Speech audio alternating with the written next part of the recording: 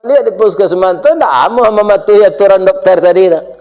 Ai ndak pasak nang kambogo ya. Ni kan?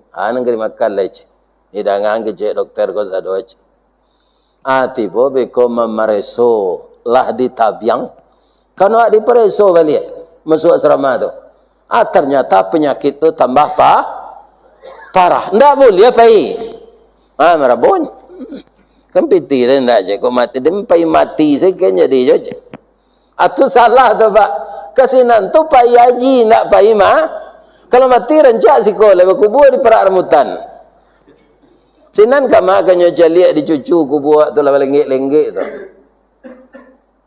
Ya kan? Apa lenggek-lenggek kubur. Mati rancak lah lewat di negari awak kau lah. Jale kuburan awak. Tapi kalau kebetulan kita mati, tu ialah hajal tu mah.